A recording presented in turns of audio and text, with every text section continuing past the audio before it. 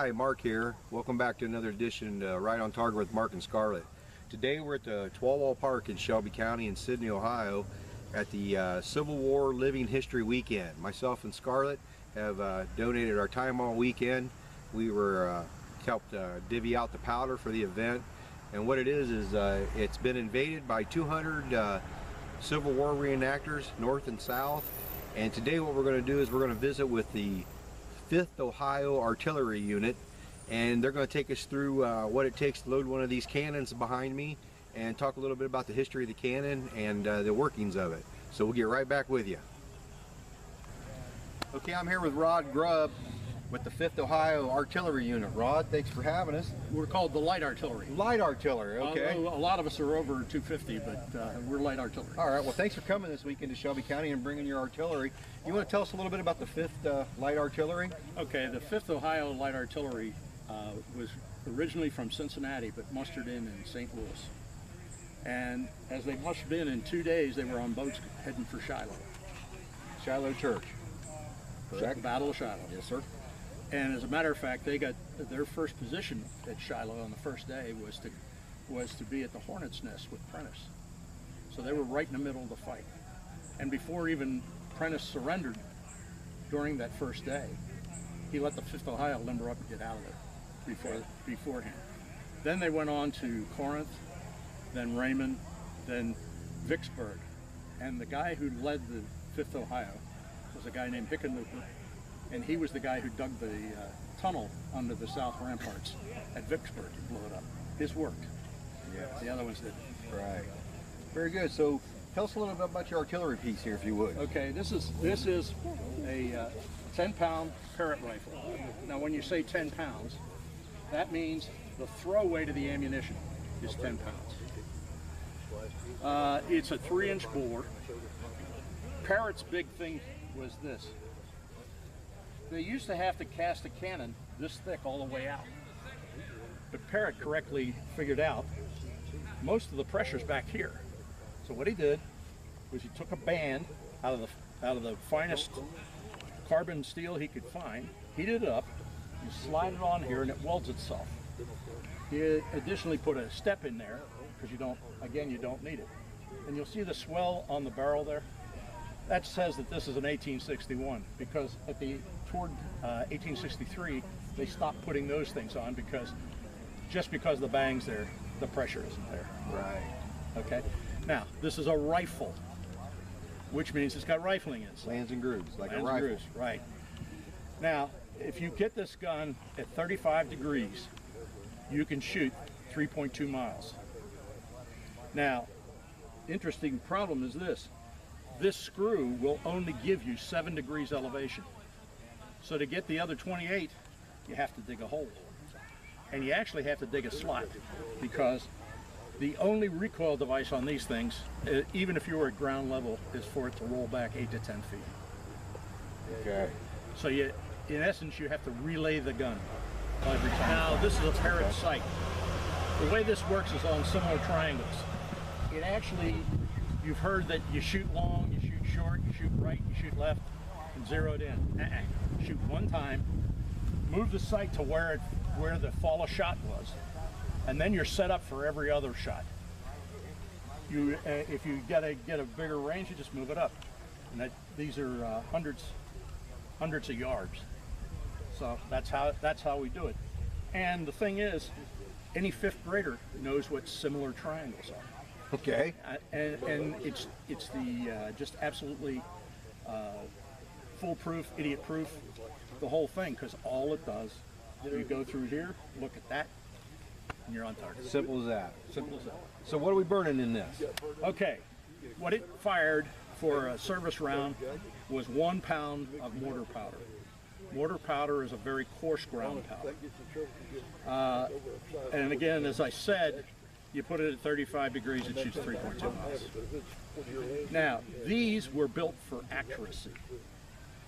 We would fire at a position with these guns. His gun over there, which is a bronze, can you see it? Okay. Which is a bronze. Now, that's a smooth bore. The advantage of that is that's good for infantry when it's coming on to you. We can basically put anything in there. Well, the thing is we can use canister rounds. Gotcha. Canister rounds are a round that's, if you have time, stop over the car and I'll show you these things. Canister rounds will have 26 balls in them packed in sawdust. You know what the sawdust is for? Well, when you fire it, you don't want the balls to bang into each other, you lose energy. So it's just a filler. And it does that until it hits the end of the tube, then the can falls apart. Gotcha. And what it will do, in the physics of it, it'll spread out at a 60-degree angle. And its kill zone is 400 yards. So you weren't getting away from it? No. It's, when you see the movie Gettysburg, yeah, you'll see these 3 soldiers come flying back from the line. They've been hit with canister. Now, the only thing that isn't true about that, only the pieces come back. Okay. All right. All right. So you want to get this? We kind of get a video of you loading her up and get her ready to go. Sure. Okay. Hey, come on, troops. We're going to load it up and fire it. Those are wool jackets. Now, why is wool so important? Well, if you take washed wool, take a match to it, it'll start to smolder. Take the match away, it stops. It's fire resistant, so that's part of it. That's part of the need. Gotcha. Because why else would you choose to run around like this in the summertime? Right. Okay. First thing we do, as soon as my Got stuff left? you need to get the implements. Yeah, you got them.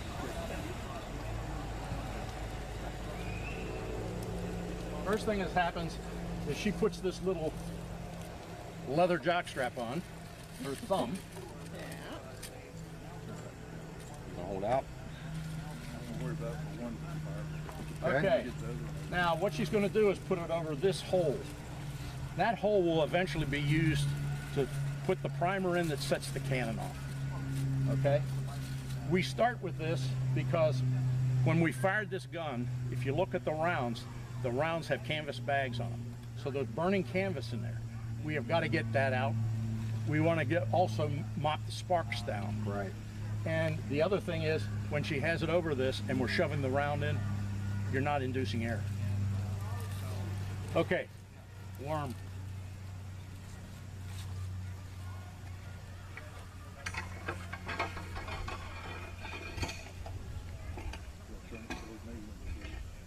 If it goes out, we'll start filling with the foam. All right, now what he's going to do, he's turning it to hook whatever is in there, and he'll pull it out.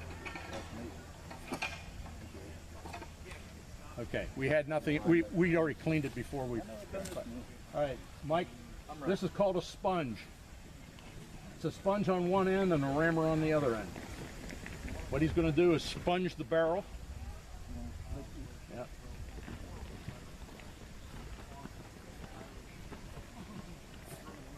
What he's going to do is put out all the sparks that are left inside.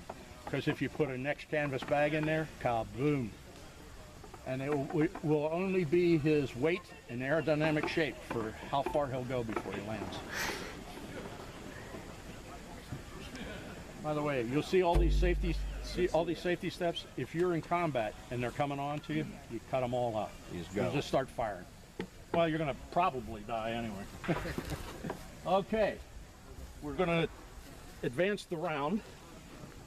For our case, the round is 8 ounces of black powder. In the Civil War, they would be in a bag, a canvas bag. This boy that I told you was the powder monkey, he'd have it slung over his shoulder like this and keeps it behind him. Why? So he gets shot before the ammunition gets shot. Boys, we can get ammunition that costs money.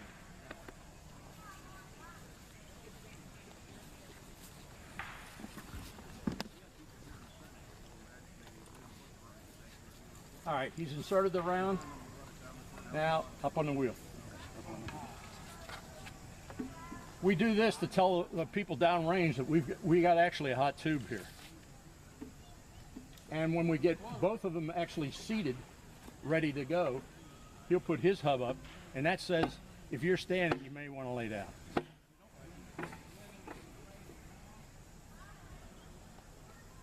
Okay, pick. Now, I'm going to let you fire this. Prepare. What I want you to do is this. Stick your arm through the loop. Come out here. Okay. I like facing the enemy. Okay. Now put a little bit of tension on Okay. it. Okay, Marlene. All right. You got it, Scarlett? Yep. All you're going to do is lean this way. Okay, are we ready? Ready? Gun one. Ready? Fire! And do it all over again. Thank you. There you go. Watching. Hey, it isn't every day that you get to go out and fire a 10-pound Civil War cannon, so special thanks goes out to the 5th Ohio Light Artillery Unit and Ron Grubb. Some upcoming things we got coming up. I got a CCW class on October 8th. That's a Saturday. We still got a little room in that, and we got another one set for November 6th, which is a Sunday. The season's winding down. We got an outdoor range. Winter's going to start closing in before too long. So if you need to get your CCW permit, you need to get in and see us. So thanks for watching. Subscribe to the channel, and we'll see you next time.